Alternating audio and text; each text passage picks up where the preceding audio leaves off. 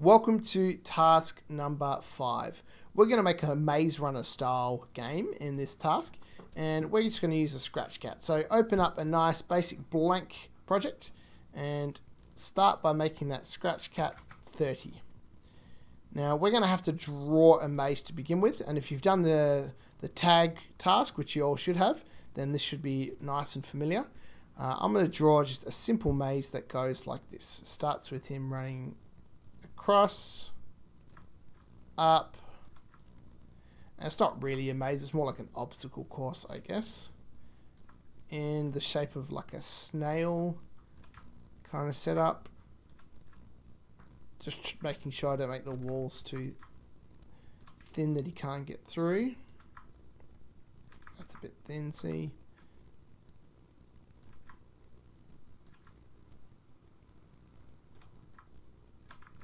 Okay, that should do. Okay, and that'll be hopefully the perfect size for him. Let's get some motion in there. So let's drag all these ones back in. We're going to need that one. We're going to need a forever and one of those. And just so I can do this nice and fast, I'm going to duplicate everything. Start by getting the colors of the walls. He needs to go in like that.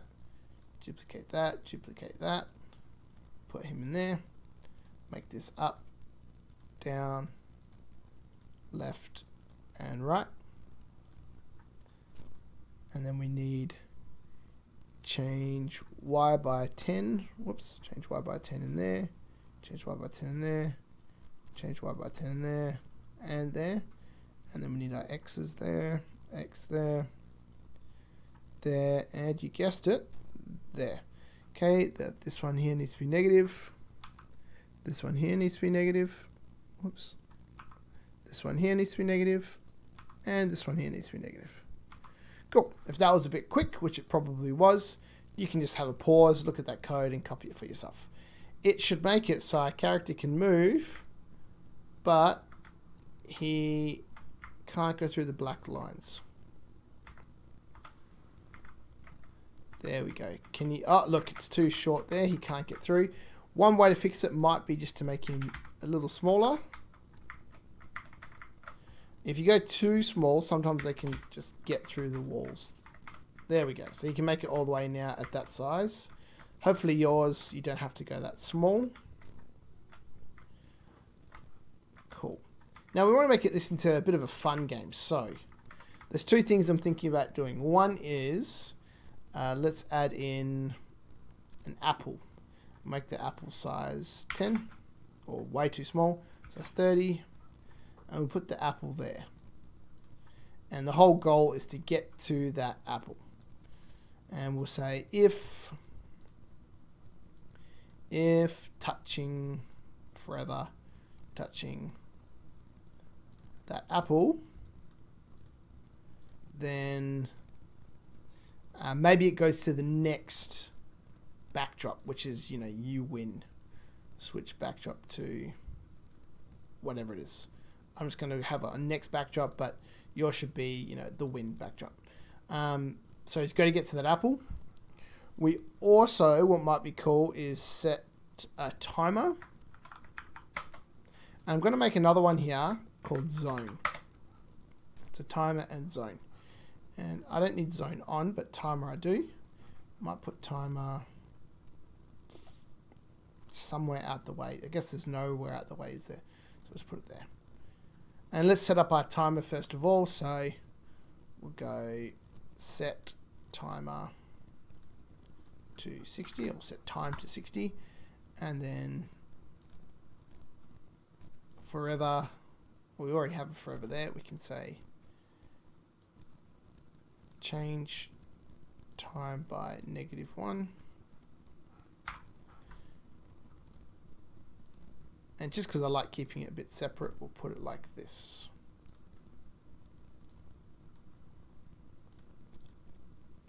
And maybe we'll do this as well. If time is greater than, where's the greater than? 0. Cool, so that should start working. We don't have a weight in there. There we go. Cool, so that'll count down. So the whole goal here, as you can probably tell, is you've got to get to that apple in time.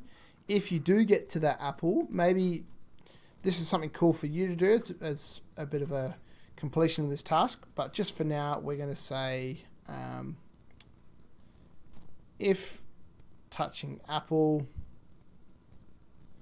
set time to 60. Let's see what happens now.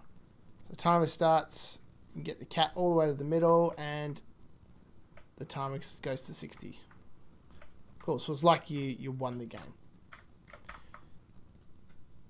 Awesome. Now, what would be cool is instead of being 60, it was like 30 and 30.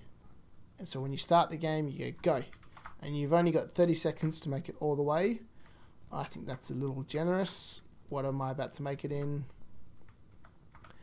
I'm making it in... Oh, I think I can make that in 12 seconds. So let's go 12 and 12. Let's see. And go. Uh-oh. What we probably need to do is say that when it starts, move the character to this location here. -222 and -167. There we go. Can I make it in 12 seconds? 4, 3, 2, 1. Oh, I don't think I made it. 13 seconds. So that gives you a bit of a challenge there. Obviously, you can do various different maze sizes. What would probably be cool as well is if maybe there was an obstacle in the way that you had to dodge. Maybe there's 2 players coming in from each side. That would be very cool to do that as well. And there's one other thing I said I was going to make, and that's the zone. And this is kind of like a battle royale kind of thing we're going to add in. So we're going to paint it, and we're going to go circle. Fill will be nothing, but the outline will make it red or blue. I think blue is probably nicer. And we'll make... doesn't have to be too big actually. We'll make just a circle like so. Remember to hold shift and whoops, hold shift, and it should make it a perfect circle. And get it right in the middle if you can. Alright, let's do this. We're going to say that when it starts, we're going to set size to 300. 300, there we go. And we want it to be right in the middle like so. In fact, we're going to make it 350.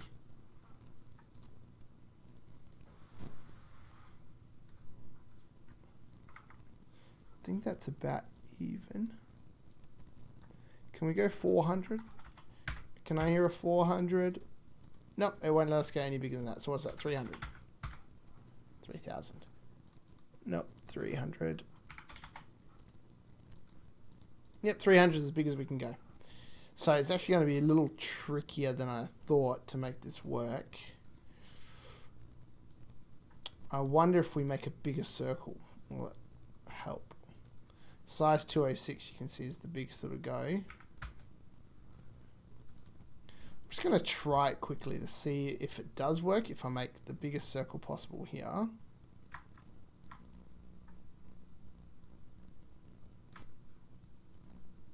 Oops. And there's a reason we want it to be as big as possible. I think, no, it doesn't matter. Okay, we'll just stick to the first one. Now, it's probably not going to work with this maze as much. If the character started here, it would work a little better. So I'll do that just to demonstrate to you. Let's say his starting position is now -191. And his Y position is 116. So when he starts, -116. Okay. So he's there when it starts. And we'll say that this one here, it starts off as 300. But we will then say forever change size by 10. And we'll put a weight on there of 0.2. And you'll see now it should start shrinking.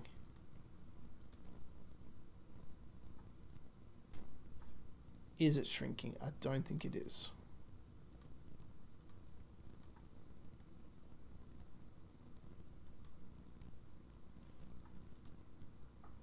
Doesn't appear to be. Why is he not moving down?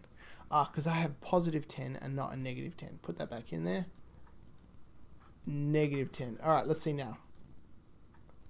Now that is obviously way too fast. So if we go 0.1, in fact, whoops, 0.01. That looks nice and smooth, but it's too quick. Maybe 1 second. Now I don't like the chunking kind of look at that. I'd rather it was smoother. So I'm thinking to make it look smoother, what you can do is add in a repeat every 10. Like that. And then you just lower this to, 3 and lower this to -3. It's a little bit chunking, isn't it? What if we go 10 and -1?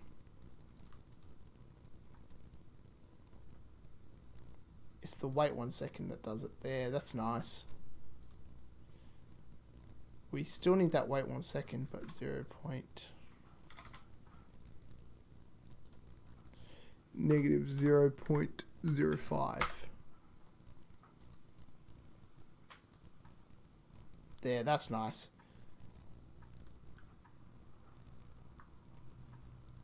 It's a little too slow. There we go. So now we've got a zone that's coming in really slowly, and we can say that the cat, if touching sprite 2, which is our zone, then he needs to hit the road and go all the way back to the start, which kind of messes him up, doesn't it? I mean, it could just say game over, but back to the start is nice. So it gives a bit more incentive to rush through that maze now.